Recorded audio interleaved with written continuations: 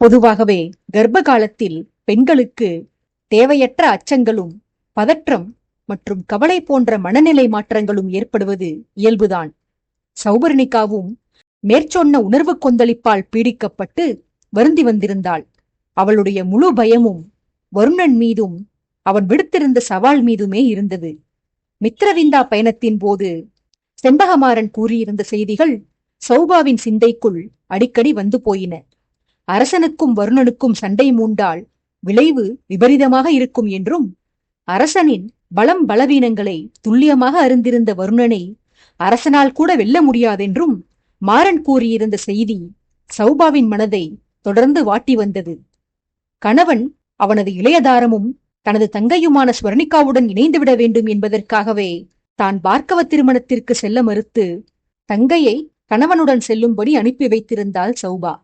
கணவன் இல்லாத கோட்டையில் மகனுடன் தான் இருந்தால் தன் பிள்ளைக்கு ஆபத்து நேரும் என்று அஞ்சியே தந்தையின் பாதுகாப்பை நாடி சௌபவதத்தில் தஞ்சம் புகுந்திருந்தாள் அவள். வருணனுக்கு அஞ்சியே அத்தான் இன்பவேந்தனை கணவனை பாதுகாத்து வரும்படி கூறி தலைநகருக்கு அனுப்பி வைத்திருந்தாள். கணவனுக்கு 1000 எதிரிகள் இருந்தும் சௌபா பயந்தது வருணன் ஒருவனை குறித்துதான். அவனது பெயரை கேட்டாலே பயந்து நடுங்கி வந்தாள் பெண்ணவள். தன் மைந்தனையும் கணவனையும் அந்த மூர்க்கனிடமிருந்து காப்பாற்றும் வழி தெரியாமல் நித்தமும் புலம்பி வந்தவள் தன் எண்ணம் நிறைவேற நாள் முழுவதும் இறைவனை பிரார்த்தித்து வந்தாள். மகளது அச்சத்தைக் கண்டு கவலையுற்ற தந்தை நந்திவர்மர் இனி யாரும் வருணன் குறித்து வாய் திறக்கக் கூடாதென்று கோட்டைக்குள் இருந்த அனைவருக்குமே கட்டளை பிறப்பித்திருந்தார். அவரது ஆணையை மீறி செயல்பட்ட 2 ஜீவன்கள் அவரது மகளும் அவர் மகளது மகனும் தான். வருணன் மீது அடி ஆழத்திலிருந்து சௌபா கொண்டிருந்த அச்சம் கோட்டைக்குள் குதிரையின் குளம்பொலி கேட்டாலே வருவது வருணனாக இருக்குமோ என்று அவளை பதறச் செய்து வந்தது.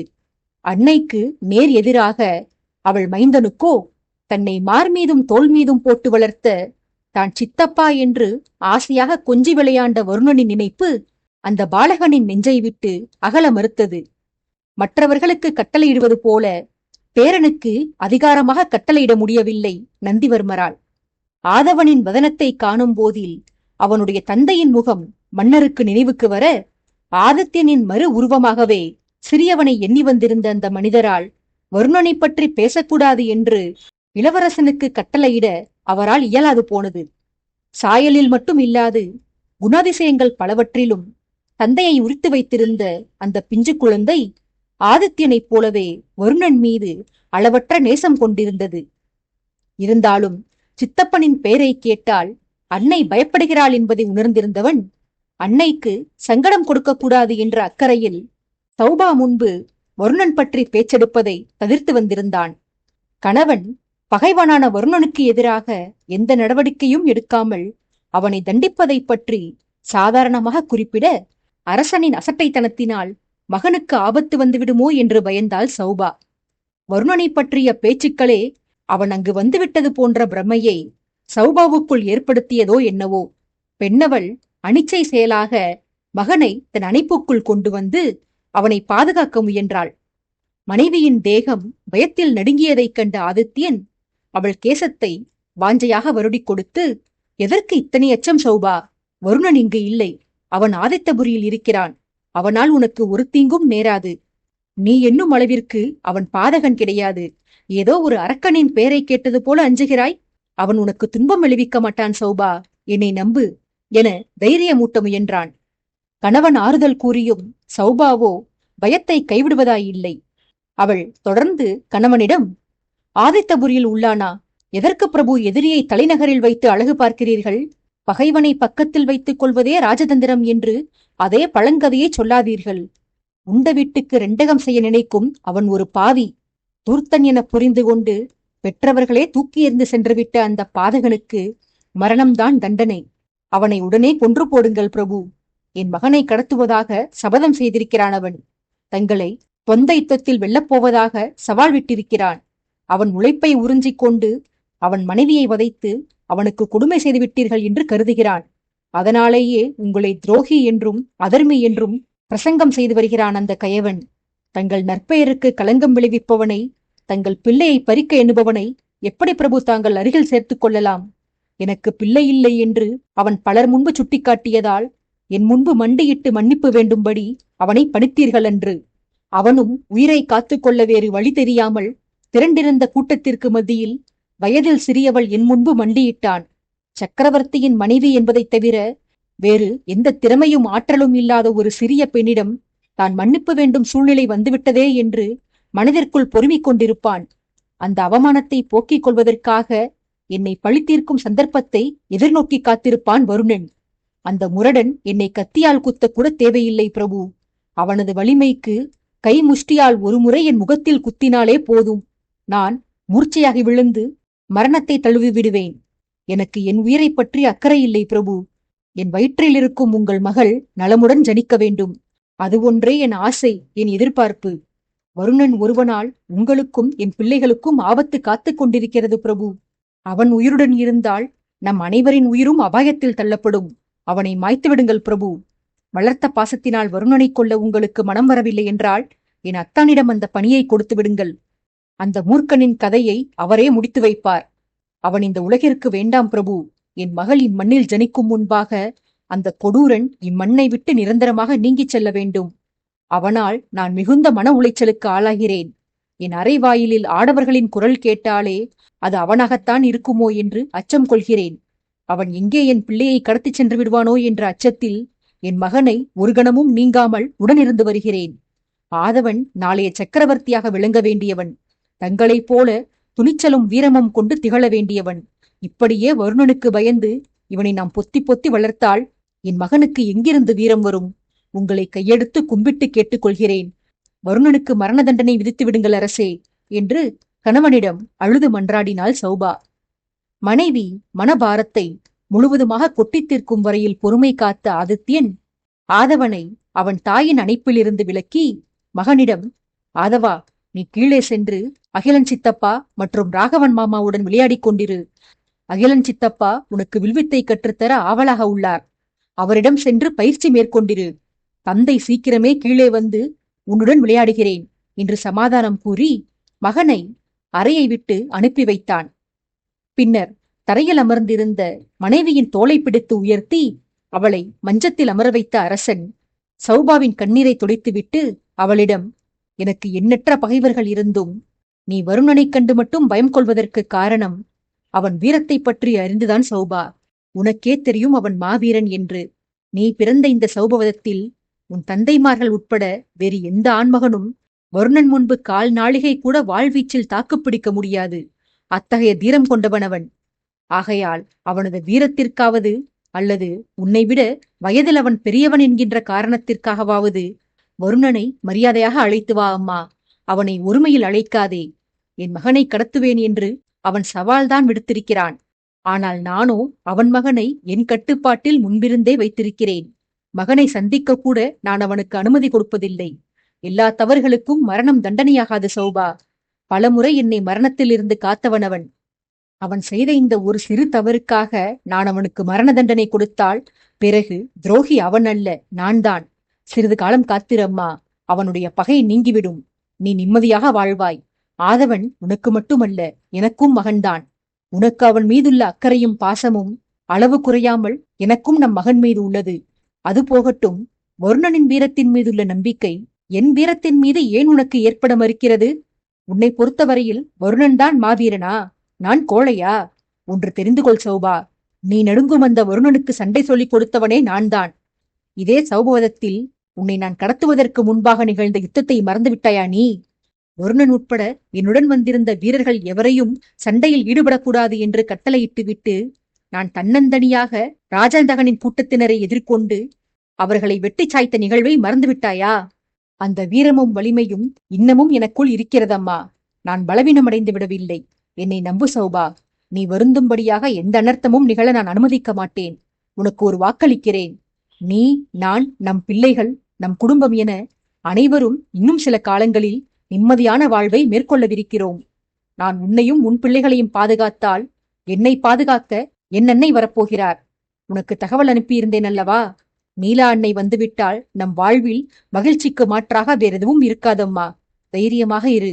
உன் துணிவுதான் உன் வயிற்றில் இருக்கும் என் மகளை உறுதியானவளாக்கும். அவள் மென்மையாக, மிருதுவானவளாக, மானுடனும் மயிலுடனும் விளையாடிக் கொண்டு அனைத்திற்கும் அஞ்சுபவளாக இருத்தல் கூடாது. என் மகள் வீரத்தில் சிறந்தவளாக விளங்குதல் வேண்டும். அவள் வேங்கையுடனும் சிறுத்தையுடனும் மோதி விளையாட வேண்டும். பகைவரைக் கண்டு பயந்து ஓடாமல் விரோதிகளை வேறறுப்பவளாக திகழ்தல் வேண்டும். அலங்காரங்கள் செய்து கொண்டு முப்பரிகையில் சொகுசாக அமர்ந்து ஒருவரை வேடிக்கை பார்க்கும் சாமானிய இளவரசியாக அவள் விளங்குதல் கூடாது. பெண் வேங்கையாக திகழ்தல் வேண்டும். அவள் எனது வீரத்தை பிரதிபலிப்பவளாக இருக்க வேண்டும் என் மகள். அதற்கான பயிற்சிகளை உன் வயிற்றில் இருக்கும் போதிருந்தே அவள் மேற்கொள்ளுதல் வேண்டும். உன் துணிவுதான் அவளது துணிவு, உன் தைரியம்தான் அவளது தைரியம். வருணனைக் கண்டு மட்டுமல்ல, யாரைக் கண்டும் இனி அஞ்சாதே. துணிந்தவனுக்கு ஒரு முறை மரணம், கோழைக்கு நித்தமும் மரணம். எனக்கு எதிரி இந்த வருணன் மட்டுமில்லை சௌபா. இவன் ஒருவனை மாய்த்தால் என் எதிரிகள் தீர்ந்துவிட மாட்டார்கள். புதிதாக முளைத்த வண்ணம்தான் இருப்பார்கள். என் உயிர் இருக்கும் வரை எனக்கு எதிரிகளும் இருப்பார்கள். எனக்கு பின்னால் என் மகனுக்கு எதிரிகள் தோன்றுவார்கள். இது முற்றுப்புள்ளி இல்லாமல் தொடர்ந்து கொண்டுதான் செல்லும். நீ எதிரிக்கு பயந்தால் உன் ஒரு நாளை கூட உன்னால் இன்பமாக வாழ முடியாது. என்னுடைய ஆசைகள் மிக பெரியதம்மா. என் தமையன் வந்து அவனுக்கு என் மணிமுடியை தாரை வார்த்த பின்பாக என் மனைவிகள் உங்களுடன் நான் நிறைய பயணம் மேற்கொள்ள விரும்புகிறேன். அதற்கெல்லாம் படை பரிவாரத்தை அழைத்துக் கொண்டு நாம் சென்று வர முடியாது. நீ, நான், ஸ்வர்ணிகா மூவர் மட்டும்தான் பிரயாணம் மேற்கொள்வோம். உன் தங்கை சண்டைக்கலையில் நன்கு தேறி வருகிறாள். நமது பயணங்களில் அவள் எனக்கு நல்ல ஒத்தாசையாக இருப்பாள். நீயும் தைரியத்தை வளர்த்து கொண்டு சண்டை கற்றுக்கொள். ஸ்வர்ணிகா போலவே நீயும் சண்டையில் தேர்ச்சி அடைந்து விட்டால் பிறகு மித்ரவிந்தா பயணத்தில் ஏற்பட்டது போன்று எந்த அனர்த்தமும் நமது எதிர்கால பயணங்களில் ஏற்படாது. தன் இளைய அன்னையை பார்த்து மட்டுமில்லாமல் தன் அன்னையை பார்த்தும் நம் மகள் துணிவை கற்றுக்கொள்ள வேண்டும். நான் உன்னை தைரியசாலியாக்க நீ எனக்கு ஒத்துழைப்பு மட்டும் நல்கு, போதும். உன்னை இன்னொரு வாகினியாக மாற்றிக் காட்டுகிறேன் என்று ஊக்கம் கொடுத்து மனைவியை தேற்றி வந்தான். கணவனின் தொடர் அறிவுரைகள் சௌபாவுக்குள் ஒரு தாக்கத்தை ஏற்படுத்தி இருக்க, தனக்காக இல்லாவிடினும் பிறக்கப் போகும் தன் மகளுக்காகவாவது இனி தான் தைரியத்துடன் செயல்பட வேண்டும் என்று முடிவு செய்தாள். மனைவிக்குள் தெளிவு பிறந்ததை உணர்ந்து கொண்ட ஆதித்யன் அவளிடம், நீ மிகவும் மோசமாகிவிட்டாய் சௌபா. உன் பொறுப்புணர்ச்சியை பற்றி உன் தங்கையிடம் நிறைய சிலாகிப்பேன். கணவனை கருத்தாக கவனித்துக் கொள்ள உன்னிடம் பாடம் கற்றுக்கொள்ளச் சொல்லி அவளுக்கு அறிவுறுத்துவேன். ஆனால் நீயோ பிறந்த வீட்டிற்கு வந்திருக்கும் சந்தோஷத்தில் கணவனுக்கான சேவைகளை செய்ய மறந்துவிட்டாய் போலும். நான் வந்து இத்தனை நேரமாகிறதே, உணவு உண்ணுகிறீர்களா, நீராடுகிறீர்களா என்று ஏதாவது விசாரித்தாயா? உன் தந்தை அளித்த உணவில் அவர் மனம் நோகக்கூடாதென பேருக்கு 2 கவளம் உட்கொண்டேன், அவ்வளவுதான். எனக்கு பசிக்கிறது. நீயானால் என்னிடம் சண்டை பிடித்து அழுது ஒப்பாரி வைத்து நேரத்தை கடத்துகிறாய். உனக்கு என் மீது அக்கறை அகன்று போய்விட்டது சௌபா என்று மனைவியிடம் குறைபட்டு கொண்டான். கணவன் உணவருந்தவில்லை என்று கேட்டிருந்த சௌபா நொடியும் தாமதிக்காமல் எழுந்து சென்று அறையின் மூலையில் அகன்ற பாத்திரத்தில் வைக்கப்பட்டிருந்த தண்ணீரில் கண்ணீர் போக முகம் கழுவி வந்தவள் கணவனிடம், என்னை மன்னித்துக் கொள்ளுங்கள் பிரபு. ஏதேதோ கவலைகளினால் கடமையை செய்ய தவறிவிட்டேன். நீங்கள் நந்தவன குலத்திற்கு சென்று நீராடி வாருங்கள், நான் உணவு எடுத்து வைக்கிறேன் எனச் சொல்லி கணவனை அனுப்பி வைத்தாள். அரசன் கீழிறங்கிச் செல்ல தானும் கீழ்த்தலத்திற்கு சென்று தோழிப் பெண்களிடம் சொல்லி மாளிகையில் பணிபுரிந்த ஆண் சேவகர்களை தன்னிடத்தில் அழைத்து வரும்படி கட்டளையிட்டாள். வந்த மனிதர்களிடம் துவாலையையும் குளியல் பொடியையும் கொடுத்து, நன்கு கேட்டுக்கொள்ளுங்கள் ஐயா, என் கணவர் நீராடச் சென்றிருக்கிறார். அவருக்கு ஆண்கள் நீங்கள்தான் நீராட உதவி புரிய வேண்டும். முதுகு தேய்க்கவோ தலையை தேய்த்து விடவோ அவர் கட்டளையிட்டால் அதனை நீங்கள்தான் செய்து வர வேண்டும். மொத்தத்தில் அவர் நீராடும் இடத்தில் பெண்கள் இருக்கவே கூடாது. உங்கள் கைகள் கடினமாக சொரசொரப்பாக இருக்கும் என்று ஏதாவது குறை கண்டுபிடித்து என் தந்தைமார்கள் பெண்களை அவ்விடத்திற்கு அனுப்பி வைத்தார்களானால் பிறகு என்னிடம் தண்டனை பெறப்போவது நீங்கள்தான், என் தந்தைமார்கள் அல்ல. எந்த பெண்ணின் கரமும் என் கணவரை தீண்டக்கூடாது. குளிப்பதற்கு மட்டுமல்ல, கை கால் பிடித்துவிட, ஆடை ஆபரணங்கள் அணிவித்துவிட என்று அனைத்து பணிகளையும் ஆண்கள் நீங்கள்தான் என் கணவருக்கு செய்து வர வேண்டும். அரசர் இந்த சௌபவதத்தில் தங்கியிருக்கும் காலந்தோறும் இந்த கட்டளையை நீங்கள் செயல்படுத்தி வர வேண்டும். மறந்து விடாதீர்கள். உங்கள் மன்னர்மார்கள் என் ஆணைக்கு மாற்றாக ஏதேனும் ஆணையிட்டால் அதனை புறக்கணியுங்கள். ஏனெனில் அவர்கள் இந்நாட்டிற்கு மட்டுமே மன்னர்கள். நானோ இந்த சௌபவதத்தை போன்று எண்ணற்ற சிற்றரசுகளை உள்ளடக்கிய ஒட்டுமொத்த வசுமித்ராவிற்கே சக்கரவர்த்தினி. பதவியில் இவர்களை விட நான் உயர்ந்தவள். அதனால் என் பேச்சை மீறும் துணிவு கொள்ளாதீர்கள் என்று எச்சரித்து அனுப்பினாள். அரசியின் ஆணைகளை செவிமடுத்துக் கொண்டிருந்த தோழிப் பெண்கள் சௌபாவை முறைத்தபடி, இது சரியில்லை தேவி, ஏன் இந்த ஓரவஞ்சனை? நாங்கள் தொட்டால் உங்கள் கணவர் தேய்ந்து விடவா போகிறார்? அவர் உங்களுக்கு கணவராக இருக்கலாம், ஆனால் எங்கள் அனைவருக்குமே அவர்தான் சக்கரவர்த்தி. பிரபுவுக்கு சேவை செய்யும் உரிமை எங்களுக்கும் உள்ளது. நீங்கள் சுயநலக்காரர். உங்கள் செயல் எப்படி உள்ளது தெரியுமா? உலகத்திற்கே ஒளி வீசக்கூடிய சூரிய தேவனை உங்கள் வீட்டுக்கு மட்டுமே கதிரொளி கொடுக்கச் சொன்னது போல் உள்ளது. கடல், சூரியன், மலை, ஆறு அனைத்தையும் எப்படி மாணவர்கள் தங்களுடையதென உரிமை கொண்டாட முடியாதோ அப்படித்தான் பிரபு ஆதித்யவர்மரும். அவர் இந்த ராஜ்யத்திற்கே பொதுவானவர். நாங்கள் சென்று அவருக்கு சேவை செய்கிறோம். முடிந்தால் தடுத்துக் கொள்ளுங்கள் எங்களை என்று சௌபாவை சீண்டிவிட்டு நந்தவனக்குளம் நோக்கி படையெடுத்தனர் அவளது தோழிப் பெண்கள். சௌபா எத்தனை அழைத்தும் அப்பெண்கள் ஓட்டத்தை நிறுத்தவில்லை. தோழிகளை பின்தொடர முற்பட்ட சௌபாவை தடுத்த அவளது அன்னை, நில் சௌபா, இதற்கெல்லாம் கோபம் கொண்டால் எப்படி? பிரபு கண்ணியம் நிறைந்தவர். யார் அவரிடம் எப்படி பழகினாலும் பிரபு அவர்களை எல்லைக்கோட்டுக்கு வெளியேதான் நிறுத்தி வைத்திருப்பார். அவர் வரம்பின்றி பழக விரும்புவது உன் ஒருத்தியிடம் மட்டுமே. யார் நினைத்தாலும் உன் கணவரை உன்னிடமிருந்து பறிக்க முடியாது. இந்த பெண்கள் உன்னை சீண்டுவதற்காக இவ்விதம் கூறிவிட்டு ஓடுகிறார்கள். இவர்களுடன் வாதம் செய்து நேரத்தை வீணாக்காதே. சென்று மாப்பிள்ளைக்கு உணவு எடுத்து வை. இந்த பெண்களை பிரபுவை கையாண்டு கொள்வார். நீ அஞ்ச வேண்டியதும் உன் கணவருக்கு அருகில் நெருங்காமல் தடை போட வேண்டியதும் உன் தந்தைமார்களுக்குத்தான். உன் தந்தையையும் சிறிய தந்தையையும் சமாளிக்கும் வழிதான் உன்னவருக்கு தெரியவில்லை, பாவம் என்று பொய் வருத்தம் காட்டினார் ராணி.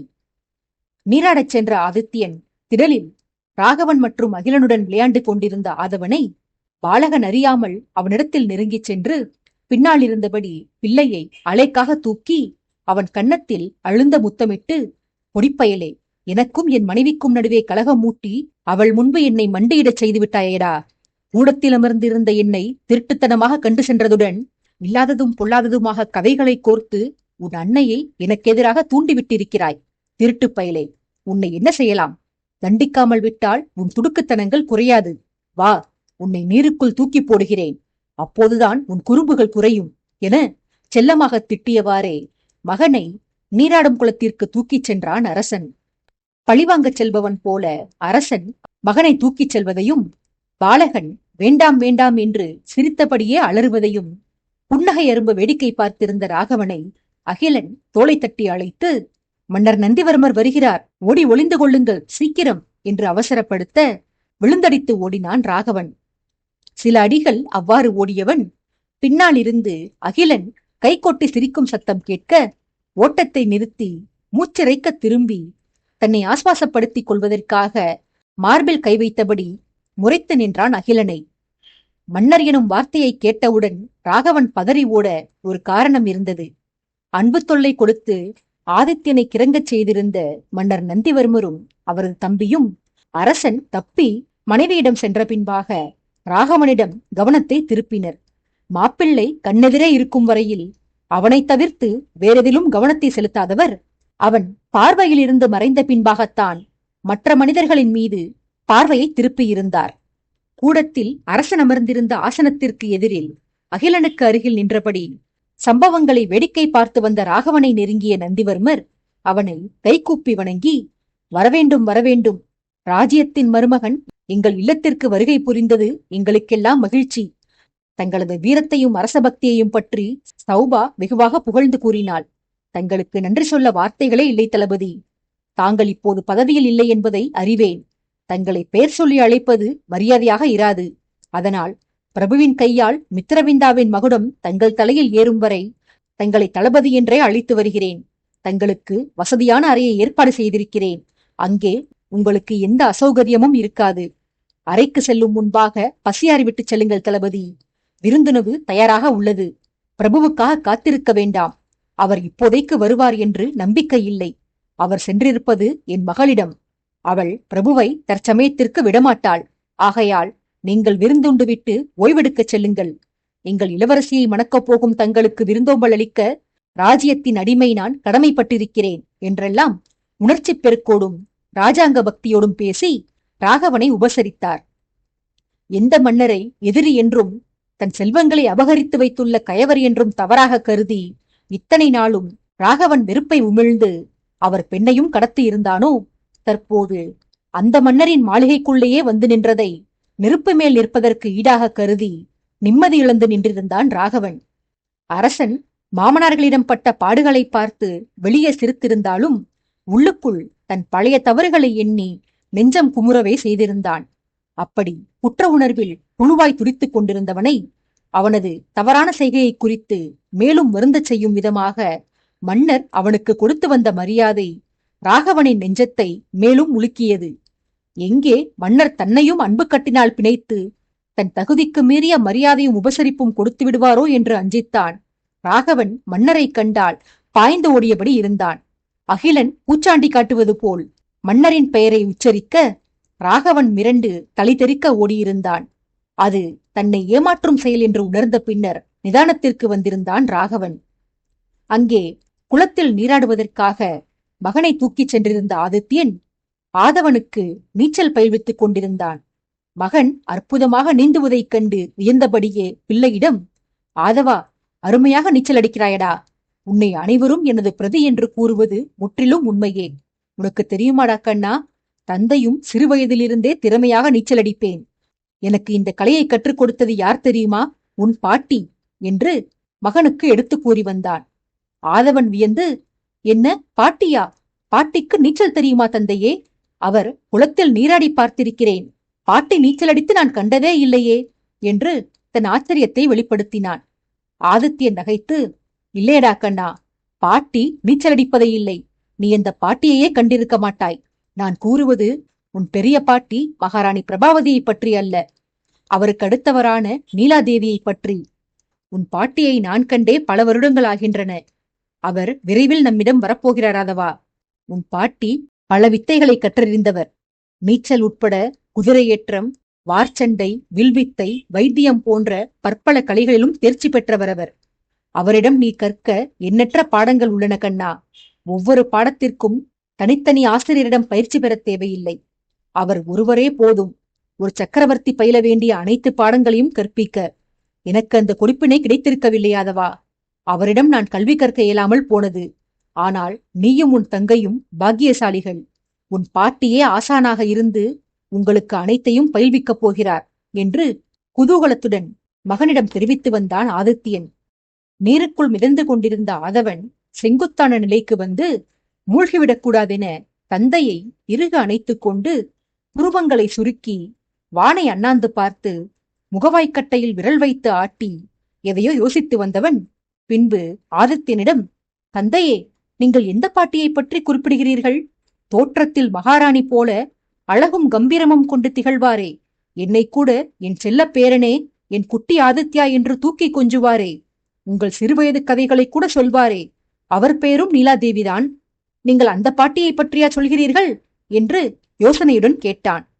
மகனின் வார்த்தைகளால் அதிர்ச்சியின் உச்சத்திற்கே சென்ற ஆதித்யன், பாட்டியை நீ கண்டிருக்கிறாயா? எப்போது கண்டாய்? எங்கே கண்டாய் அவரை? எப்படி எனக்கு தெரியாமல் போனது என்று அடுக்கடுக்காக கேள்விகளை தொடுத்தான். தந்தையின் தொடர் கேள்விகளால் பயந்து போனான் ஆதவன். ஆதித்யனைக் கண்டு அஞ்சியபடியே, நான் எந்த தவறும் இழைக்கவில்லை தந்தையே, குறும்பு எதுவும் செய்யவில்லை.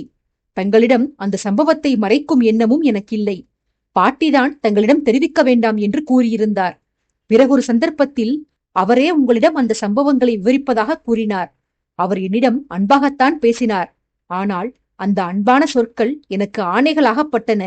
ஏனோ தெரியவில்லை, அந்த பாட்டியின் கட்டளையை மீறக்கூடாது என்று என் மனம் எனக்கு வலியுறுத்தியது தந்தையே. அதனால்தான் உங்களிடம் அந்த சம்பவத்தை பற்றி தெரிவிக்கவில்லை. என்னை மன்னியுங்கள், என் மீது கோபம் கொள்ளாதீர்கள் என்று பயந்தபடியே ஆதித்யனை நிமிர்ந்து பார்க்க துணிவில்லாமல் அவன் மார்பில் முகம் புதைத்து கண்களை மூடி தந்தையை இறுக அணைத்துக் கொண்டான் பாலகன். தன்னை பார்த்து பயந்து நடுங்கிய மகனது முகத்தை நிமிர்த்திய ஆதித்யன், அந்த பாட்டியின் விவகாரத்தை பொறுத்தவரையில் நீ எந்த தவறும் செய்யவில்லையாதவா. அவர் நல்லவர், நம் நலம் விரும்பி. நீ அவரை சந்தித்த நிகழ்வை என்னிடம் வெளிப்படுத்தாமல் விட்டதில் தவறொன்றும் இல்லை. இதுவே நீ ஒரு பகைவரை சந்தித்து அந்த சம்பவத்தை என்னிடம் மறைத்திருந்தால் உனக்கு அனர்த்தம் நேர்ந்திருக்கும். நீ சந்தித்த நபர் அந்த பாட்டியாக இல்லாதிருந்து வேறு தீயவராக இருந்திருந்தால் என்ன செய்திருப்பாய்? என்னிடமோ அன்னையிடமோ நேர்ந்த சம்பவத்தை அன்றே கூறியிருந்திருக்க வேண்டாமா என்று மகனை கண்டித்தான். ஆதவன் அஞ்சியபடியே, இந்த சம்பவம் நிகழ்ந்து 2 ஆண்டுகளுக்கு மேல் ஆகின்றன தந்தையே. அப்போதெல்லாம் எல்லாவற்றையும் உங்களிடம் சொல்ல வேண்டும் என்று கூட எனக்கு தெரியாது. அந்த வயதில் நடந்த பல சம்பவங்கள் எனக்கு நினைவில் இல்லை. சில நிகழ்வுகள் மட்டுமே எனக்கு ஞாபகத்தில் உள்ளன. அதிலும் குறிப்பாக அந்த பாட்டியை நான் சந்தித்த சம்பவம் என் மனதில் இன்னமும் பசுமையாக இருக்கிறது தந்தையே.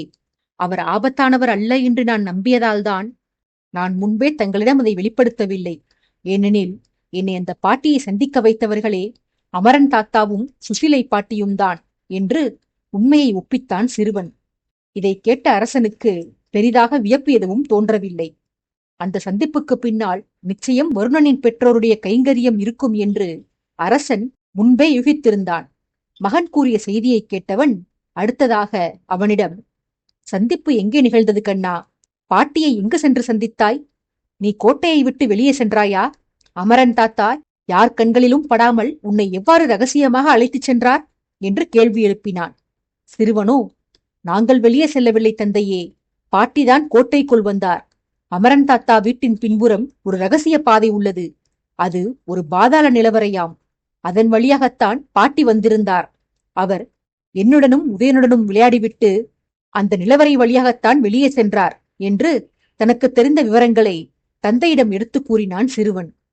செய்திகள் அனைத்தையும் உள்வாங்கிக் கொண்ட ஆதித்யன் தானும் வருணனும் ஒருமுறை அமரேந்திரன் வீட்டில் தேடுதல் வேட்டை நிகழ்த்திய போது அமரன் தம்பதியர் கொல்லைப்புறமாக இருந்து வீட்டிற்குள் வந்ததை நினைவு கூர்ந்த ஆதித்யன், எனில் நமக்கே தெரியாத பல மர்மங்கள் நம் கோட்டையில் இருக்கின்றன. வருணன் வீட்டில் இருந்த சுரங்கப்பாதை அவனுக்கே தெரிந்திருக்கவில்லை.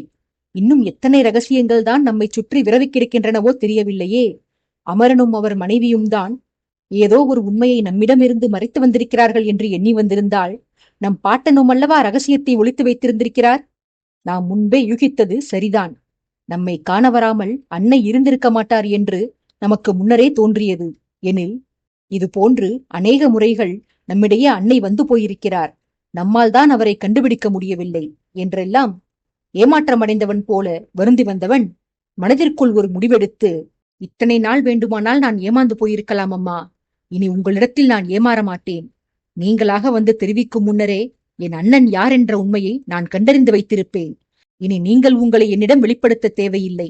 நானே உங்களை வெளியே வர வைக்கிறேன். தாய் 8 அடி பாய்ந்தால் குட்டி 16 அடி பாயும் என்று நீங்கள் கேள்விப்பட்டிருப்பீர்கள். அதை நான் உண்மையாக்கி காட்டப் போகிறேன். என் திறமையைக் கண்டு நீங்களே என்னை மெச்சப் போகிறீர்கள். உங்களை எப்படி மெச்சும்படி செய்வேன் நான். இது எனக்கு நானே எடுத்துக்கொள்ளும் சபதம் என்று சூளுரைத்துக் கொண்டவன் மேலும் சில கணங்கள் மகனுடன் நீராடி விளையாண்டு கரையேறினான். சேவகர்கள் இளவரசனின் உடலை துடைத்துவிட்டு அவனுக்கு ஆடைகள் அணிவித்து முடிக்க அரசன் தானும் ஆரையுடுத்திக் கொண்டு மகனை தூக்கிக் கொண்டு உணவருந்தச் சென்றான்.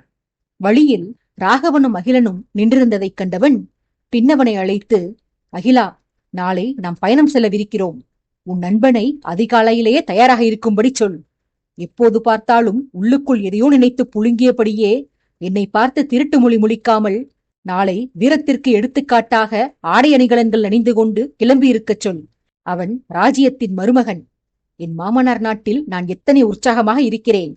ராகவனுக்கோ இந்த ராஜ்யமே அவனது மாமனார் வீடுதான். என்னை போன்றே அந்த பயலையும் இங்கு களிப்புடன் இருக்கச் சொல். உயரிய ஆடைகளை உடுத்த அவன் மறுத்தால் விட்டுவிடாதே. இந்த சௌபவதத்தில் நிறைய அழகான கன்னிகைகள் உள்ளனர். அவர்களை அழைத்து இந்த பயலுக்கு அலங்காரம் செய்துவிடச் சொல்.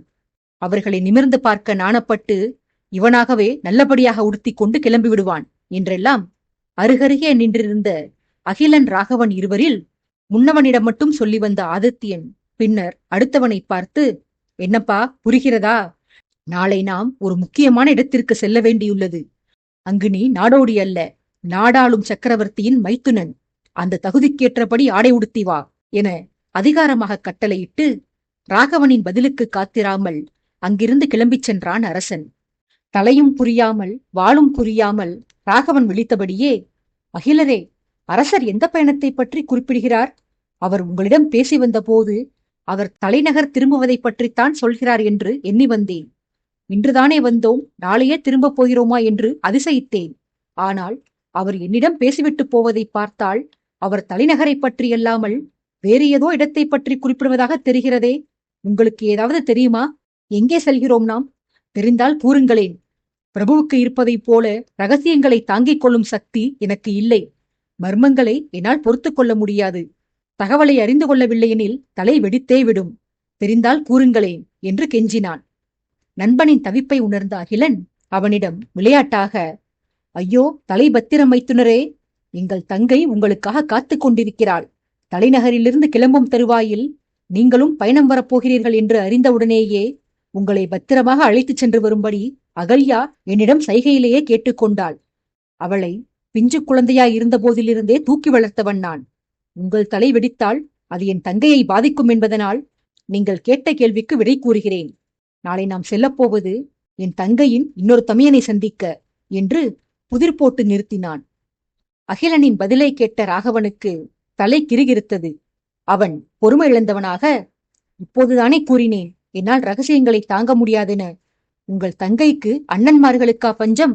அவர்களில் எந்த அண்ணனை காணப்போகிறோம்? ஒருவேளை சக்கரவர்த்தியின் தமையன் கிடைத்து விட்டாரா என்ன? அவரைத்தான் காணப்போகிறோமா? சந்திக்கச் செல்வது அவரை என்றால் அதற்கு நான் ஏன் அலங்காரங்கள் செய்து கொள்ள வேண்டும்?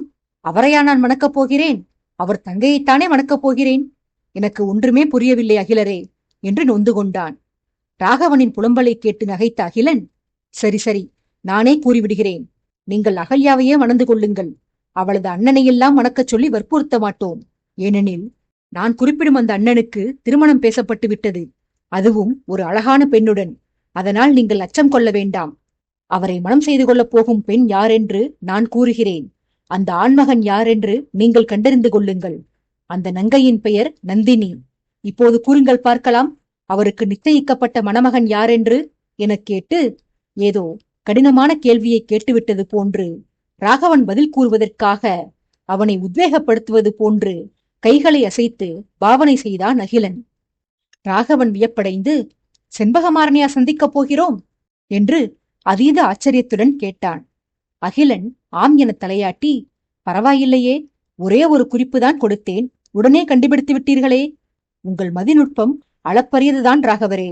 அகல்யாவின் அண்ணனும் ராணி நந்தினியின் வருங்கால கணவனும் பிரபு ஆதித்யவர்மனின் விசுவாசியும் என் உயிர் நண்பனுமாகிய அமுதன் என்கிற மாறனைத்தான் சந்திக்கவிருக்கிறோம். அவனை காண்பதற்காகத்தான் உங்களை அதிகாலையிலே கிளம்பி தயாராகும்படி அரசர் கூறிவிட்டு சென்றார் என்று விளக்கம் கொடுத்தான். பதிலை கேட்டும் ராகவனின் குழப்பம் தீரவில்லை. சந்திக்கப் போவது யாரை என்று அறிந்து கொண்ட பின்பு சந்திப்பிற்கான காரணம் குறித்து அவனுக்கு ஐயம் தோன்ற ஆரம்பித்தது. அவன் குழப்பத்தில் சுருக்கிய புருவங்களுடன் அகிலனை பார்த்து, நான் முன்பே பலமுறை கூறியிருக்கிறேன் அகிலரே, எனக்கு ரகசியங்களை தாங்கிக் கொள்ளும் சக்தி இல்லை என்று. என்னை சோதிக்காதீர்கள். நான் பார்க்கவத்திலிருந்து தப்பிச் சென்ற போது என்னை பின்தொடர்ந்து வந்த உங்களை வெகுவாக அலையவிட்டேன்தான். ஆனால் அதற்கு பழிவாங்க இப்படி ரகசியம் காத்து என்னை தவிப்பில் ஆழ்த்த வேண்டாம் அகிலரே. கோபத்தை வேறு முறையில் தீர்த்து கொள்ளுங்கள். இப்போது என் சந்தேகத்தை தீர்த்து வையுங்கள். தலைநகரை விட்டு வெகு தூரத்தில் இருக்கிறோம் நாம். மாறன் இங்கே எப்படி வந்தார்? அரசர் அவருக்கு ஏதோ பணி கொடுத்து பார்க்கவத்திலிருந்து அனுப்பி வைத்திருந்தார். அவர் சௌபோதத்திற்கு தான் வந்து சேர்ந்தாரா? அவர் எதற்காக இங்கு வர வேண்டும்? என்னை எதற்கு இங்கு சந்திக்க வேண்டும்? நான் மேற்கொண்டு கேள்விகள் கேட்க தேவையின்றி என் குழப்பங்களை நீங்களாக தீர்த்து வைத்து விடுங்கள் அகிலரே. என்னை சோதிக்காதீர்கள் என்று மன்றாடி வந்தான். இறைஞ்சியவனை பொய்ப்பரிதாபத்துடன் பார்த்த அகிலன் அவனிடம், என்ன ராகவரே, உயரம்தான் உலக்கை போல நெடுநெடுவென வளர்ந்திருக்கிறது. உள்ளம் என்னவோ கிள்ளை மொழி பேசும் குழந்தைக்கு சமானமாகத்தான் உள்ளது. இத்தனை பலவீனமான மனது கொண்டிருந்தால் என் தங்கையை எப்படி சமாளிப்பீர்கள்? அகல்யா எத்தனை பெரிய கோபக்காரி தெரியுமா? அவளுக்கு ஆத்திரம் பிறந்தால் மாவீரன் மாறன் கூட அவளுக்கு எதிரில் போய் நிற்க மாட்டான். தங்கையை கெஞ்சி கொஞ்சி சமாதானப்படுத்த அவன் படும் பாட்டை அரண்மனையே சிரித்தபடி வேடிக்கை பார்க்கும். சாதாரண ரகசியத்தையே தாங்கிக் கொள்ள இயலாத நீங்கள் என் தங்கையின் ரௌத்திரத்தை எப்படி தாங்குவீர்கள்? பொறுமை காப்பதற்கு திருமணத்திற்கு முன்பே பயிற்சி எடுத்துக் கொள்ளுங்கள் ராகவரே. இல்லையெனில் அகல்யாவை சரிக்கட்டும் விதம் தெரியாமல் ஆயுளுக்கும் சங்கடப்பட நேரிடும். நீங்கள் பயிற்சி பெற்றுக்கொள்ள இந்த ஒட்டுமொத்த ராஜ்யத்திலேயே ஒரே ஒரு ஆசான்தான் உள்ளார். அந்த நபரை சகித்து பழகிவிட்டால் பிறகு அகல்யா என்ன? அவள் அண்ணனான அரசர் ஆதித்யவர்மரை நினைத்து கூட வருந்த தேவையில்லை. ஏனெனில் அந்த நபருக்கு முன்பு பிரபுவின் குறும்புத்தனங்கள் கூட குறைவுதான். நான் கூறுவது யாரை பற்றி என்று இந்நேரம் கண்டறிந்திருப்பீர்களே. ஆம், பிரபுவையே நொந்து வெம்பச் செய்யும் வருணனை பற்றிதான் குறிப்பிடுகிறேன். தளபதி வருணனை சகித்துக் கொள்ள எவராலும் இயலாது. குறும்புக்கும் பொறுமைக்கும் ஒரு சேர பெயர் பெற்ற சக்கரவர்த்தி ஆதித்யவர்மரே வருணனிடம் அரும்பாடு படுகிறார். தளபதியிடம் நீங்கள் பெறப்போகும் பயிற்சிக்கு ஆரம்ப கட்டமாக இப்போது நான் கொடுக்கப் போகும் பாடம் அமையட்டும். எதற்காக மாறனை காணச் செல்கிறோம் என தெரிந்து கொள்ள நாளை வரை காத்திருங்கள் என கூறிவிட்டு ரகசியத்தை உடைக்காமல் ராகவனின் மன நிம்மதியை கெடுத்தான் அகிலன். என்ன செய்தும் அகிலனிடம் உண்மையை வாங்க முடியாது என்று புரிந்து கொண்ட ராகவன் தானாவது தனது ரகசியத்தை உடைத்து விடலாம் என்று முடிவெடுத்தான். தன்னை நல்லவன் என்று நினைத்து அனைவரும் அகல்யாவுடனான தனது திருமணத்தை குறித்து சிலாகிப்பதைக் கண்டு கவலையுற்றவன், நம் உண்மை சொரூபம் வெளிப்பட்டால் இவர்களது எதிர்வினை எவ்வாறு இருக்கும்? இவர்கள் தங்கையை நாம் மணப்பது குறித்து கற்பனை கோட்டை கட்டி வருகிறார்கள். அது கூடாது. நாம் செய்த கயமைத்தனம் இவர்களுக்கு நாளை தெரிய வந்தால் இந்த நல்லவர்களின் உள்ளங்கள் சுக்குநூறாக உடைந்து போய்விடும். மற்றவர்கள்தான் நம் பேச்சை காது கொடுத்து கேட்க மறுக்கிறார்கள். அகிலனிடமாவது உண்மையை கூறிவிடுவோம். இவர் மூலமாக நம் ரகசியங்கள் அரசரின் செவிகளுக்கு சென்று சேரட்டும் என்று மனதிற்குள் எண்ணி வந்தவன் அருகில் இருந்தவனிடம், அகிலரே, ரகசியங்களை தெரிந்து கொள்வதில்தான் எனக்கு பொறுமை இல்லை. ஆனால் ரகசியங்களை காப்பாற்றுவதில் நானும் சமர்த்தன்தான். உங்களுக்கு என்னை பற்றிய ஒரு ரகசியத்தை கூறவா என்று கேட்டு தன் கதையை கூற முயன்றான். ஆனால் சொல்ல வந்தவனை தடுத்த அகிலனோ, தாராளமாக சொல்லுங்கள் ராகவரே. அதற்கு முன்னர் நீங்கள் காணாமல் போன கதையை பற்றி சொல்லுங்கள். வீரர்கள் உங்களை தேடி கண்டறிந்து அழைத்து வந்த பின்பாக அரசரை சந்திக்கச் சென்றீர்களே, அவரிடம் என்ன வசவு வாங்கினீர்கள் என்று விவரமாக சொல்லுங்கள். இந்த விவரங்களை சொன்னால்தான் நீங்கள் கூற வந்த கதையை நான் கேட்பேன் என்று ராகவனை உண்மையை சொல்ல முட்டுக்கட்டை போட்டான் அகிலன். ராகவனும் வேறு வழியின்றி நடந்த சம்பவத்தை பற்றி தெரிவித்தான்.